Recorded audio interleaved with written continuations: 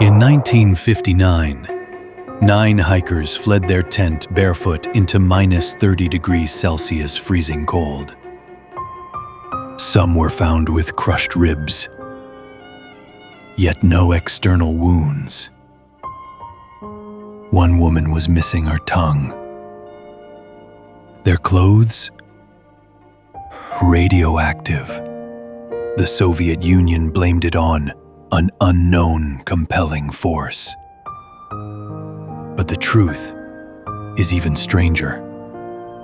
This is the Dyatlov Pass incident, and what really happened that night might finally be explained.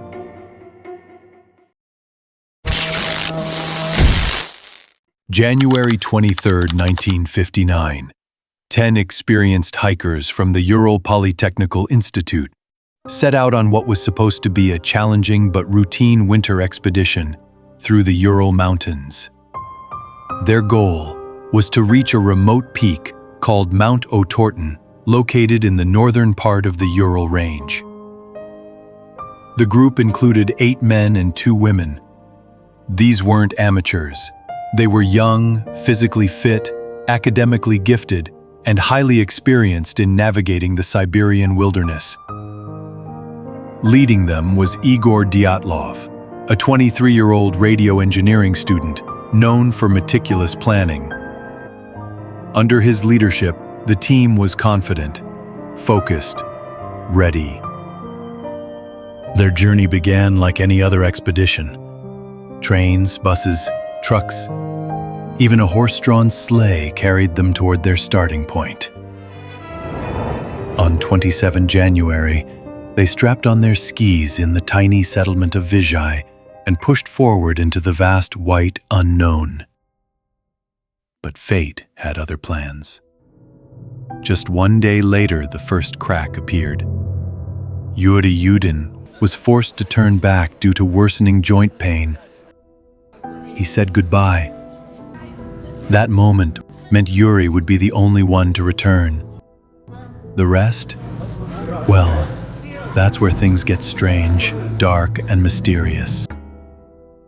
After Yuri's departure, the remaining 9 hikers continued toward Mount Otorten, moving through deep snow, frigid temperatures, and mountainous terrain. But their journals from these days show no signs of distress. They joked, made notes about the cold, and detailed their route. They took group photos and cooked meals. At no point did they seem alarmed, worried, or even particularly uncomfortable. Then, on 1 February, they reached the base of a mountain called Kholat Syakhl, which means Mountain of the Dead in the language of the local Mansi people. Interestingly, the plan had been to cross the mountain and make camp on the other side in the forest, which would have provided some shelter from the wind. But for unknown reasons, they decided instead to pitch their tent on the open slope, just 300 meters from the summit. Maybe they were lost. Maybe they misjudged the terrain. Or maybe Igor Dyatlov made the call to stay high for training purposes. Whatever the reason, that decision would become a fatal one, because sometime that night, something happened. When the group missed their scheduled return date of 12 February, no immediate alarm was raised. Delays in such expeditions were common due to weather and terrain. But after several more days with no contact, the families demanded a search effort. Initially, the Soviet authorities were slow to respond. It wasn't until 20th February that search teams were officially deployed. These included fellow students, local volunteers, military personnel, and rescue dogs. On 26 February, a search party discovered the hikers' tent on the eastern slope of Kholat Syakhl. It was partially collapsed and covered in snow. But the condition of the tent raised immediate, chilling questions. The tent had been cut open from the inside. This wasn't a tear caused by wind or avalanche. The fabric had been deliberately sliced from the interior. And despite the panic implied by this action, all of the group's belongings, including clothing, boots, gear, even food, were left neatly arranged inside. Investigators found 9 sets of footprints trailing down the slope. The footprints were light, with no signs of panic, just walking, in single file, down the slope toward a nearby forest, about 1.5 kilometers away. There were no other footprints. No signs of intruders, no signs of a struggle. Just 9 hikers, walking silently into the night. At the edge of the forest, under a large cedar tree, the search team discovered the first 2 bodies, Yuri Doroshenko and Yuri Krivonishenko. Both were barefoot and dressed only in underwear. Nearby, the remnants of a small fire suggested they had tried to stay warm. The cedar tree had broken branches up to 5 meters high. Some of the bark had been torn off. Krivonishenko's skin was found embedded in the bark, suggesting that one or both men had climbed the tree, possibly to look for the tent or to escape from something. The next 3 bodies were found at various intervals between the cedar tree and the tent. Igor Dyatlov, Zina Kolmogorova, and Rustam Slobodin. They were better dressed than the first 2, but still missing boots, gloves, and winter jackets. All 3 were found facing the direction of the tent, suggesting they had died trying to crawl back. Slobodin had a fractured skull, but the injury was not fatal. All 5 of these hikers had died of hypothermia. It took more than 2 months to find the final 4 bodies. On 4 May, they were discovered buried under 3 meters of snow, in a ravine 75 meters from the cedar tree, in the opposite direction of the tent. This is where the mystery deepens. These bodies showed grievous internal injuries. Lyudmila Dubanina had broken ribs, massive internal bleeding, and was missing her eyes and tongue. Semyon Zolotaryov also had crushed ribs and was missing his eyes. Nikolai Thibault-Brignat had a shattered skull. Alexander Kolevatov had a twisted neck and facial disfigurement. Yet, there were no external wounds, no bruising, no lacerations.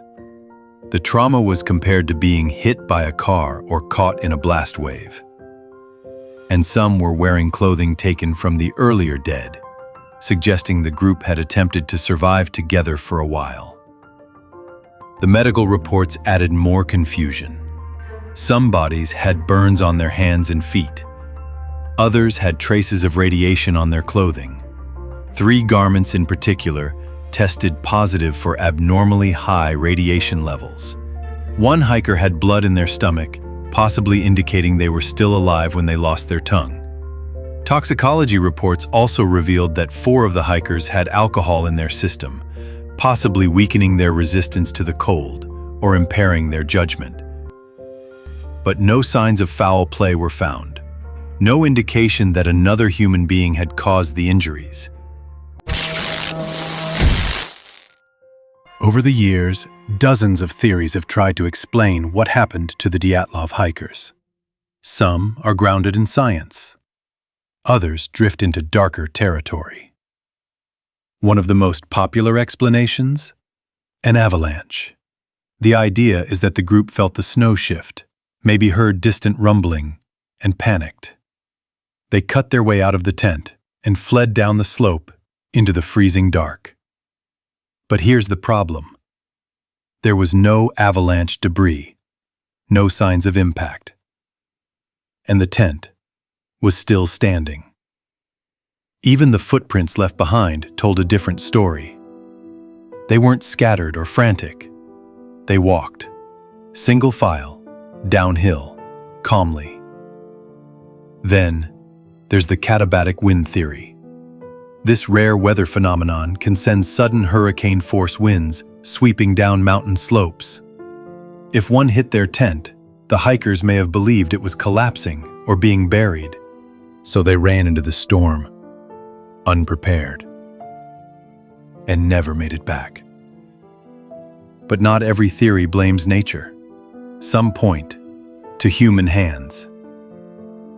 In 1959, the Ural Mountains were an active military zone. Weapons tests, parachute mines, even missile launches. It's possible the hikers wandered into something secret, something they weren't meant to see. Some of their clothing tested positive for radiation, and 2 of them had previously worked at classified nuclear sites. Coincidence? Maybe. Maybe not. And then there's the KGB theory. Some believe 1 or more hikers were involved in a covert mission, spying, gathering intel, watching weapons tests. That something went wrong, and they were silenced. Supporters of the KGB theory point to missing or heavily redacted documents, unexplained delays in the search effort, and reports that witnesses were pressured into silence. And then, of course, there are the paranormal explanations. UFOs, a Soviet Yeti, or glowing orbs seen in the sky by locals that same night. No evidence supports these claims, but in a story already filled with radiation, missing tongues, and silence from the state, can we really rule anything out? In 2019, Russian authorities reopened the Dyatlov Pass case, focusing solely on natural explanations. This led to a groundbreaking study by ETH Zurich researchers, Johan Gome and Alexander Puzrin, who used advanced snow dynamics simulations, originally developed by NASA for Martian avalanches. Their simulations confirmed a key theory. A delayed snow slab avalanche could have struck the hiker's tent with enough force to cause serious injuries. Enough to panic the group, but not enough to bury them under snow. The hikers had pitched their tent on a slope, a puzzling choice that had baffled investigators for decades. This slope wasn't steep by typical avalanche standards, just about 15 degrees. But by cutting into the snow to anchor their tent, they unknowingly destabilized a fragile slab of wind-packed snow above them. Because of frigid temperatures and a unique layering of the snowpack, the slab didn't collapse immediately. Instead, it waited silently, for hours.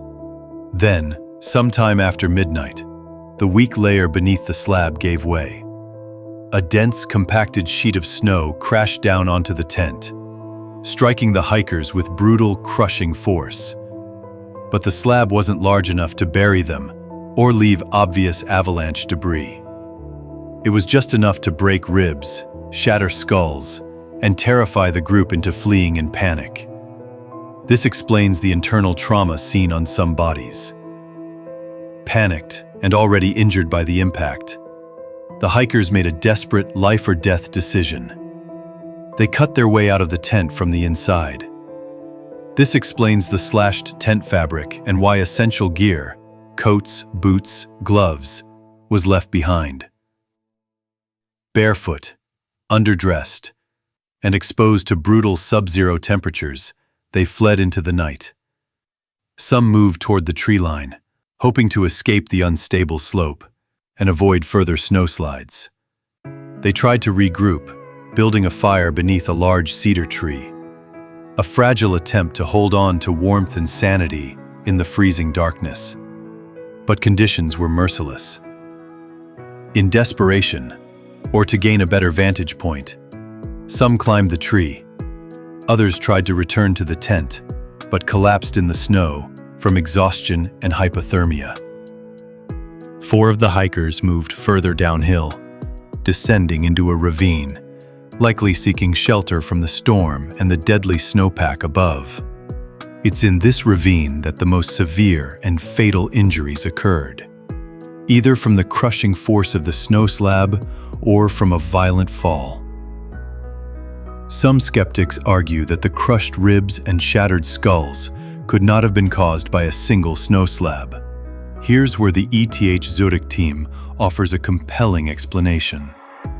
What if the slab didn't directly cause their fatal injuries? What if they slipped or tumbled into the ravine during their escape? The heavy snowpack above then collapsed, exerting intense pressure and weight. This combination, a fall into the ravine plus crushing under dense snow, could produce the exact internal injuries found on their bodies, including severe trauma without external cuts or bruises.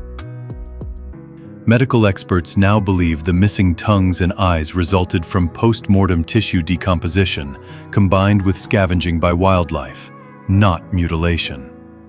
Soft tissues like tongues and eyes deteriorate quickly when bodies are exposed to the elements, especially in freezing conditions, and are often eaten by birds or small mammals.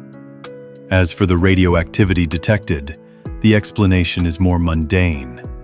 2 hikers worked at secret nuclear facilities, so contamination likely came from their everyday exposure before the expedition, not from any mysterious radioactive event on the mountain. Also, natural background radiation in the area may have contributed to the readings on their clothing.